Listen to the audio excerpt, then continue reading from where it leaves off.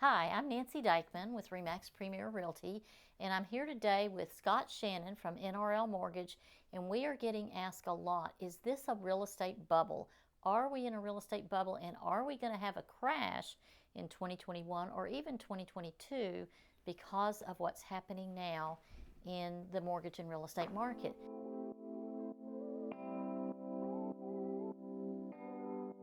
So Scott, I'm going to turn to you and say, Sure. what's going on? Why do people think we're in a bubble? I think a lot of people think we're in a bubble because the events that they're seeing are extremely similar to what they were in 04, 05, 06, 07. We're seeing inventory shortage. We're seeing prices go up. We're seeing all these things happen. But I don't necessarily believe that, actually I don't believe at all, that we're anywhere near the bubble that was created back in 08 that ultimately led to the big mortgage crash. Okay, Yep. so we're selling as many homes, if not more, is what we were doing. We're Yeah. watching those prices go up Yep. rapidly, and Yep. we're seeing multiple offers come in, which is pretty much the same thing that we saw before Right. before the crash. Yep. So tell me what's different. Okay, so I think you have to understand the history behind what the '08 crash was caused by Right. versus where we are now. Okay, so in '08, what did we really have going on? We had 4 bad actors. Okay, and they didn't mean to be bad actors, they just all became bad actors. So on one hand, we had your standard mortgage guidelines that were happening at that time. Okay, Right. and what happened was the market was going so good and the mortgage companies were doing so well and making so much money that they did not want the gravy train to stop. So what did they do? They got lobbyists. The lobbyists went to Washington and the other places and said, you know what, we need to lower the standards for mortgages because it's unfair to the general public that we have such high standards because so many people who want to buy a house can't buy a house because they can't get qualified, Right. et cetera, et cetera. So they lowered the standards and then they lowered them again, they lowered them again. And then on top of it, the federal government and then Moody's and Standards & Poor and the Fitch Group, which they call the Big Three in the auditing world, who actually are in charge of grading those packages of mortgages, they kept grading them as AAA and AA paper and then selling them worldwide, Okay. which ultimately led to the worldwide crash. So there was really 4 bad actors. There was the mortgage companies themselves.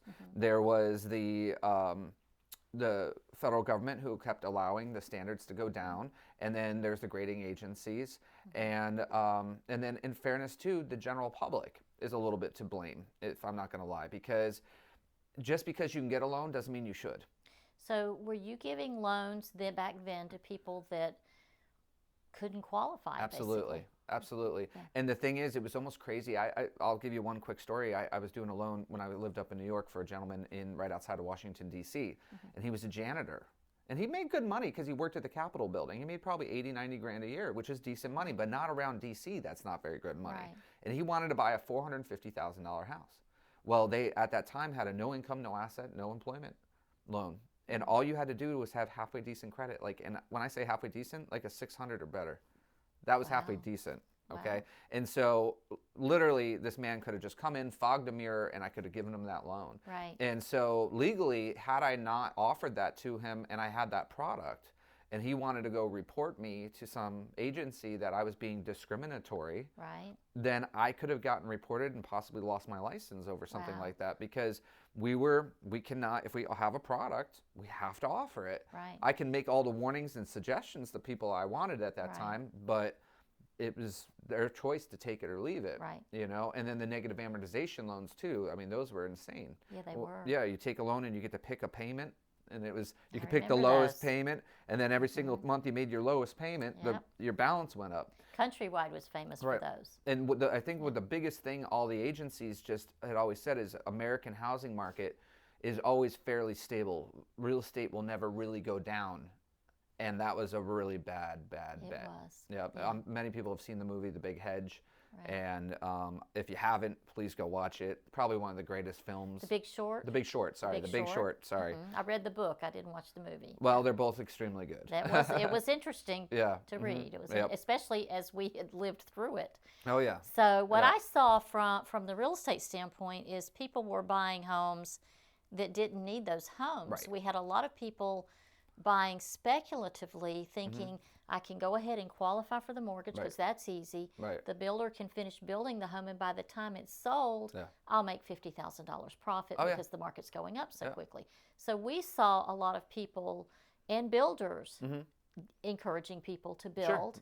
And buy 3 at a time. Right, and buy 2, 3 at a time. Right. And by the time they're ready to be lived in, you can sell that home for a large profit, and it's just easy money. Oh, I know. And they were doing it like they thought it was like buying stocks almost. Yes, you know what I mean? They were treating it like buying stocks. Which can also go either way. Well, yeah, absolutely. But it tends to be that most people who buy stocks are going into more mutual funds if they don't really know what they're doing, right? But these were just general average people, good people with the right intentions, of course. But I had one neighbor in the first neighborhood I moved into in Ocala when I moved down here. It was a Pulte community.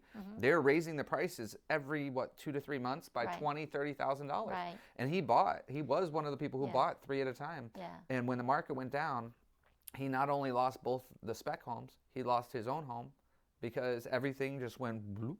Right. And then he had bad mortgages with negative amortizations on these. Right. They all failed. They all crashed. Yeah. And that was just one of a million dominoes that fell, you know. And the sad part about that time is that we were actually overbuilding. The market was overbuilding. There weren't enough people to live in those homes when they were done. I know. We need that now. Yeah, we need that now. That's the crazy part. We need that overbuilding. You can't overbuild now in our market. But we'll get onto that topic in a minute. So are most of the people that you see getting mortgages now owner-occupied? Yeah. Owner-occupied mortgages. I was just on my coaching call the other day, and we call it butts and houses. Okay. And what it really truly is most people who are moving down here are buying it for their own personal use or for a future retirement use. So a lot of people up north are maybe 2, 3, 4 years from retirement. They're buying the second home now because they see what's happening in the market. They see that it's 3 or 4 years from now it's going to be more expensive. Very possibly the interest rates are going to be higher, and so they're buying it as a second home now to make it their primary later. Back on the other end of the spectrum, 06, 07, 08, I was doing almost 50% of my loans were investment property loans. Wow. Yeah. Wow, that's a lot. Yeah. So now it's buyer demand, true buyer demand. True buyer demand for their own use. Creating this shortage. Right. And creating prices going up, and building costs are also going up with it. So because materials are in short supply. Right. What's different now about how people qualify for a mortgage? Well, absolutely. It is definitely. What's a good score these days? 640 and above is going to get you a mortgage. It'll get your foot in the door. Then obviously there's 3 main factors obviously when you're looking at anybody for a home loan. Step 1 is your credit. Step 2 is your down payment and assets. And step 3 is your income and your debt ratio. Okay. So it definitely is not the fog the mirror and here's $300,000 that I experienced in 2005. It is certainly more, yes, you have to go through the steps. There's a lot more hand holding. I've actually had to hire, I've gone from like a 12-person staff to a 26-person staff in the last 12 months because I need a lot more hand holding with the clients because a lot of them have not experienced the level of scrutiny that the government now puts on these home loans. It's even more scrutiny for self-employed people. Right. So, especially with COVID. That has brought a whole new dynamic into that. Yeah. And they're looking at self-employed people extremely closely. Is that right? Yeah. Because of COVID. Because of COVID, and because, it's easy to quantify somebody who's just a W-2 employee, but when you're self-employed and own your own business, they really want to know that business wasn't downwardly affected by, by the disease, unfortunately. I mean, restaurant owners, nail salons, things like that have all been affected, and it's hurt their ability to get home loans. But what we try to do, obviously, is guide them to their goal.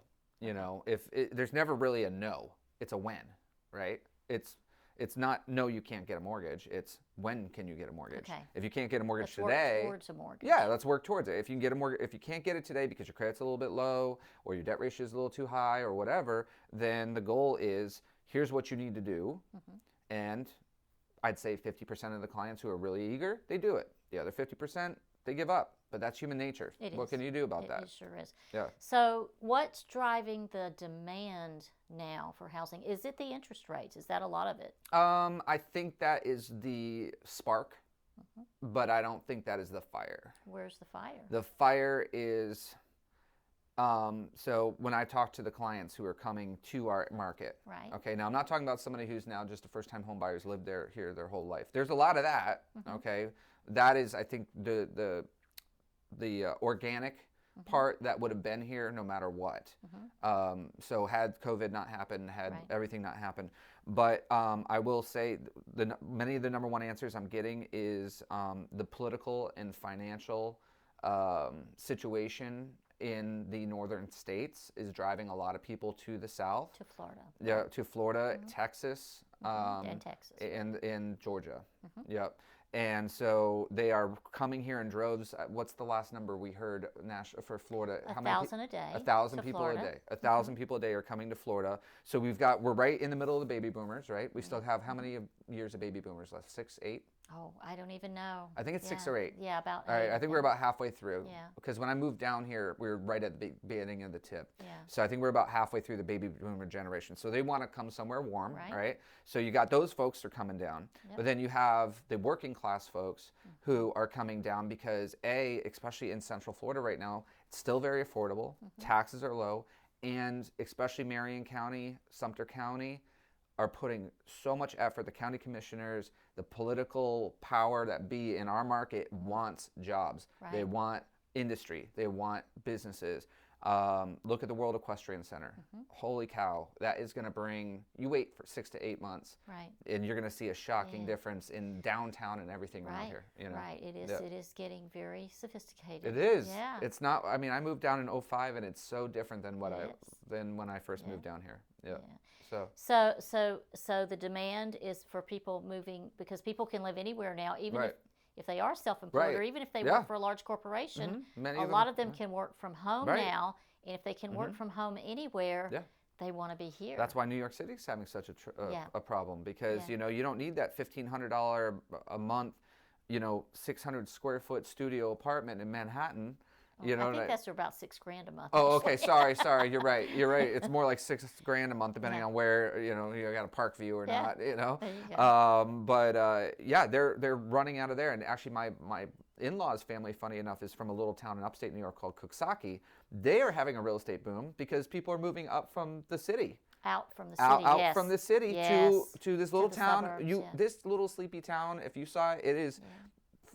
10 square blocks, Right. but people are running there in droves right now, Yeah. and their market is gone whoop. Yeah. So, and it's happening for the people seeking warmer weather. It's happening here. Yeah. Okay. Yeah. We got a little bit off topic there. Sure, I I understand. apologize. It's okay. We're trying to figure out why this is not a bubble like it was Right. in 2007, 8, and Yeah. where we crashed down. So Yeah. the high demand High for demand. housing, Right. high demand, High demand by real primary homes. high demand for primary homes, Yeah.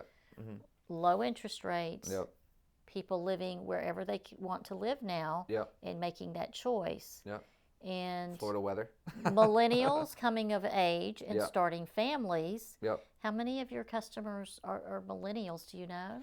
I should pull that demographic, but I know it's getting up there. Yeah. We're starting to see the number I'm increase. told that nationally it's like 30-something%. I would of say home that, buyers. yeah. I mean, now granted, our demographic in our market has less millennials Right. than it does our retiree Right. folks, right? But I'd probably say it's 15 to 20% of our business is millennials and first-time, Right. families and things.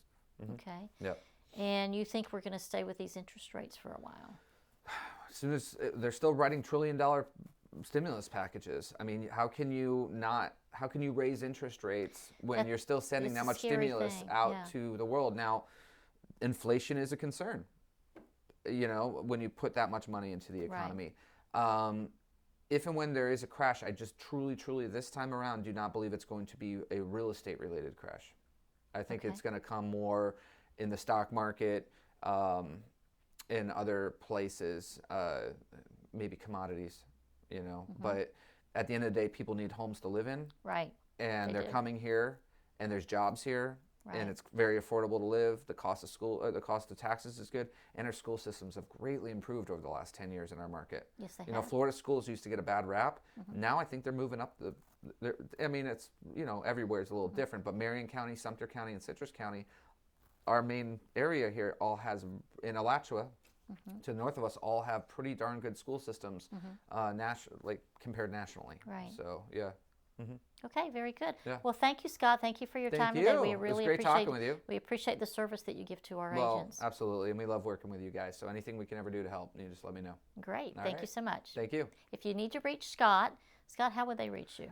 Best way to reach me is our main office line. If you need to get somebody pre-qualified, is 352-282-3020. And for any realtors who just have general questions like we're talking about here, that's kind of my bread and butter. So just give me a call on my cell, and that's 352-207-5019. All right. Thank Thank you you so much, much. Scott. Have a Take great care. day, everybody. Bye-bye.